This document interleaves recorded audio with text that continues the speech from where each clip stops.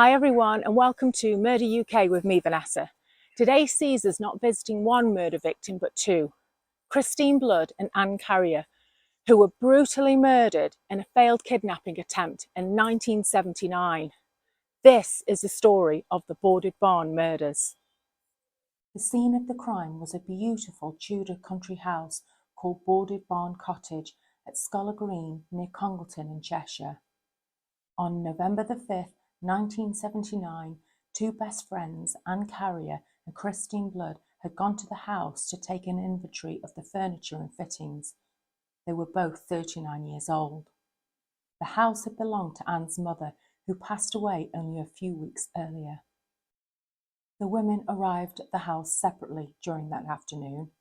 Christine drove from her home in Meaford near Stone in her blue Fiat estate car. Anne came from her family home in Market Drayton in her Reliant scimitar with her two black Labradors in the back. Sometime later, a third car entered the long gravel drive of the country house. It was a hired white Ford Cortina, and inside were three burly men, hell-bent on a crime that would make them rich. Philip Jennings, Paul Hebel, and Stephen Anderson had driven 60 miles from Huddersfield to Congleton. They were armed with two loaded sawn-off shotguns and a replica pistol. A year before, Philip Jennings had read in a local paper that supermarket owner Alec Humphreys and director of Stoke City Football Club had sold his chain of supermarkets for £4 million. He later read that Mr. Humphreys had bought the Boarded Barn as a gift to his son Keith. Philip Jennings and his two sidekicks planned to kidnap members of the Humphreys family and ransom them for £50,000. Once they had their money, they would flee abroad to South America and start a new life. But as they burst into the house, they had already made their first mistake. They hadn't even come to the right house, and the people inside were not the Humphreys family. When the men burst in shouting and wielding their guns, Anne and Christine were upstairs. Their victims screamed when they saw the men. All three were dressed in dark overcoats, caps, and wearing false beards and moustaches that Jennings had bought from a fancy dress shop. The kidnap had begun, but the plan stalled almost immediately. In fact, there was hardly any plan at all. The would-be abductors, fired up on drink and drugs for courage, had not thought what to do with their hostages once they had them. Stephen Anderson decided to make the women strip naked to ensure they would not run away. He also made them dance to humiliate them. But then they made a second mistake that would see their captives to their death. Paul Hebel had called Stephen Anderson by his first name.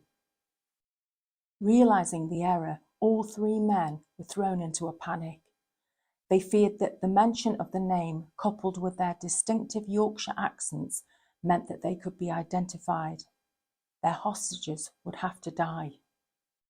Both women were gagged and tied with their hands behind their backs before being put face down on beds in different rooms.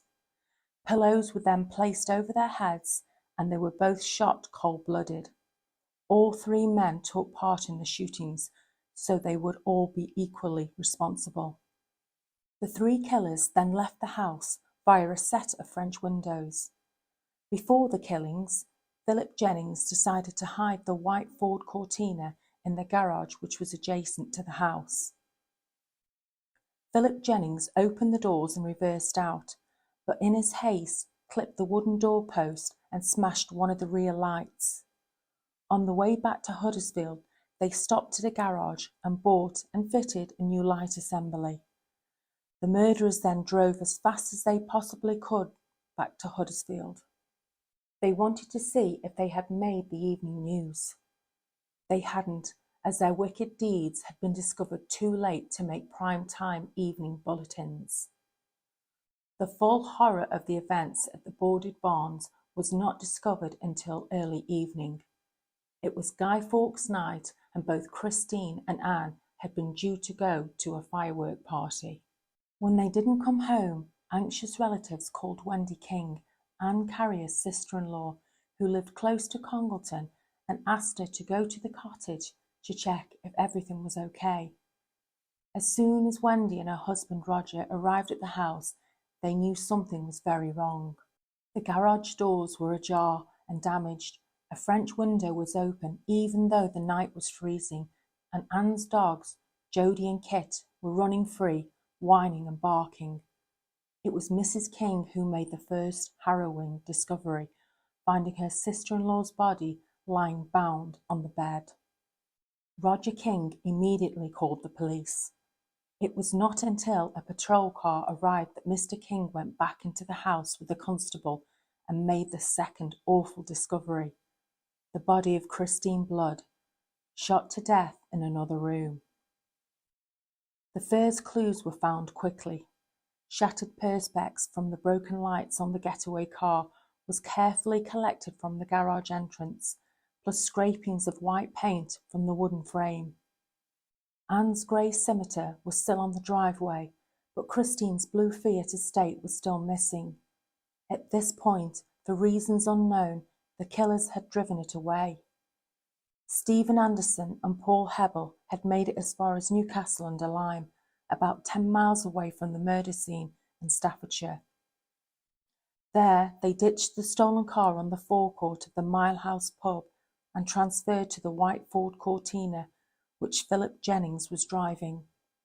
Detectives soon found the Fiat, and witnesses gave descriptions of the two men getting out of it, but the trail ended. Murder Squad detective Tom Brooks was baffled as to why the two women had been so cruelly executed. There could only be one obvious reason: a robbery that had gone wrong. This seemed to be the most likely answer.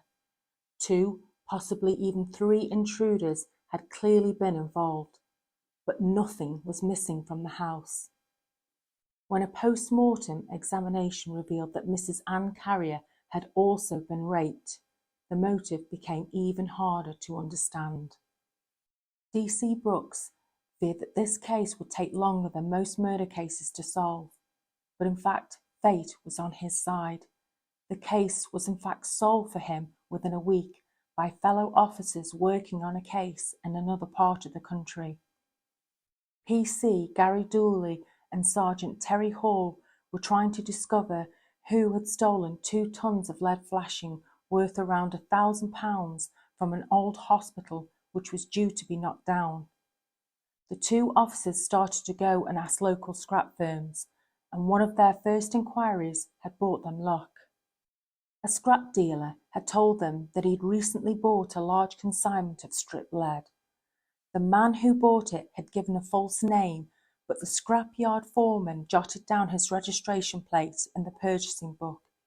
It belonged to a man called David Anderson. PC Dooley and Sergeant Hall got a search warrant to search his home, together with DC Bob Bridgestock. They swooped in on the terraced house and made a thorough search. It revealed more than they expected. Tucked under a mattress, they found a sawn-off shotgun and a box of ammunition. The officers noticed that the gun had recently been fired.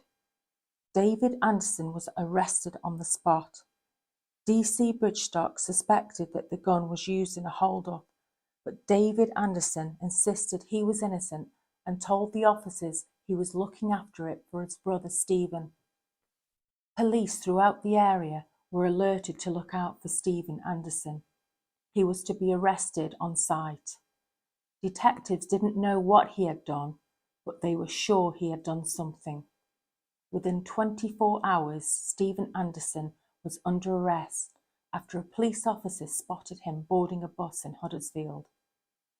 At the local police station, Stephen Anderson refused to answer any of the questions regarding the sawn-off shotgun, so police left him in the cell while other officers raided his seedy home in Moor End Road.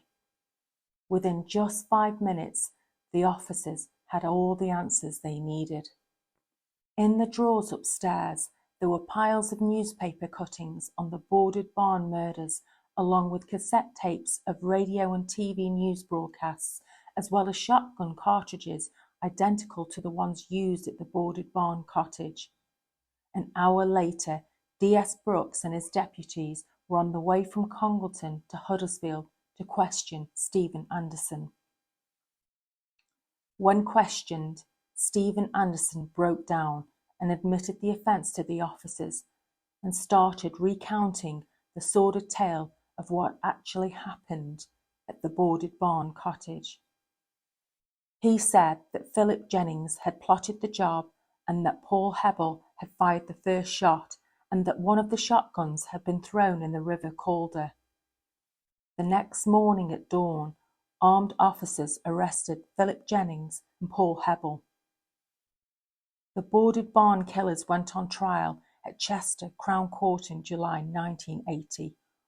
All three men pleaded guilty and were jailed for life with a recommendation that they serve a minimum of 30 years. Great friends in life, Christine Blood and Anne Carrier were also mourned together at the same funeral service at Christchurch, Stone. Thousands of mourners came to pay their respect to the two wonderful, caring and loving ladies.